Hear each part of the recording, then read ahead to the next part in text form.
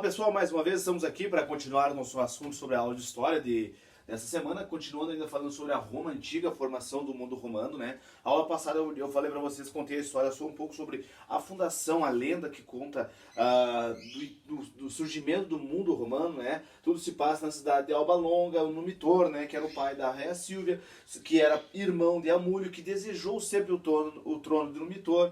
A deusa Marte, a deusa Vesta, o Rômulo e o Rêmulo, o pastor Fausto, toda essa parte, vamos dizer assim, mitológica, que porém tem um fundo de acordo com pesquisas, de acordo com várias pistas arqueológicas deixado, alguma dessas coisas da fundação de Roma, ela faz sentido no contexto, vamos dizer assim, historiográfico da região, né? Tudo faz alguma coisa se encaixa, né? Claro, os meninos não iriam ser amamentados por uma loba e tudo mais. Algumas coisas são mitológicas, mas outras coisas nós podemos utilizar no contexto historiográfico da fundação de Roma, do mundo romano, tá?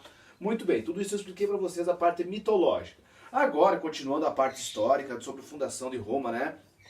A Roma Antiga, ela se deu próximo ao rio Tibre, tá? O rio Tibre, essa parte do rio Tibre, então eles tinham uma boa agricultura também, mais ou menos, direcionando essa parte da agricultura. O rio ainda foi uma grande ferramenta que impulsionou esses povos romanos da antiguidade, né? Roma se tornou uma das maiores cidades da antiguidade com o passar dos anos, e isso aí facilitou ela tanto para o comércio, para as guerras, para crescer demograficamente. Então ela foi uma grande influenciadora. Embora às vezes com as cheias do rio, algumas casas próximas aos rios foram danificadas, a cidade baixa, né, como eu diria, tinha o alto da cidade e a cidade baixa, assim, né, todas com características helênicas, copiando algumas coisas dos gregos, né? A cidade foi danificada algumas vezes, né? Muito bem. Mas para falar mais um pouco ainda de Roma, nós temos aqui quatro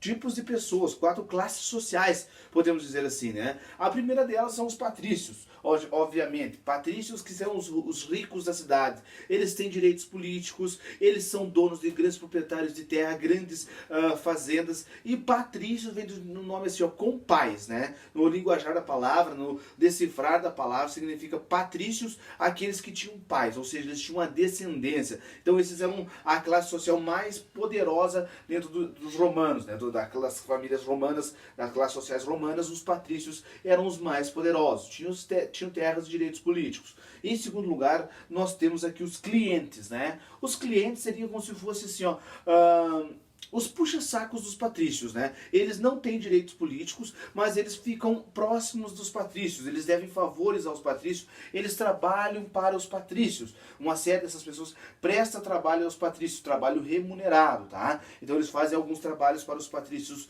os clientes, né? Em troca de... Por que eles fazem isso, professor? Em troca de proteção, em troca de conseguir algum apoio, né? Muitos desses clientes são comerciantes, são pessoas que ficam próximas aos patrícios para obter vantagens logo ali à frente, tá?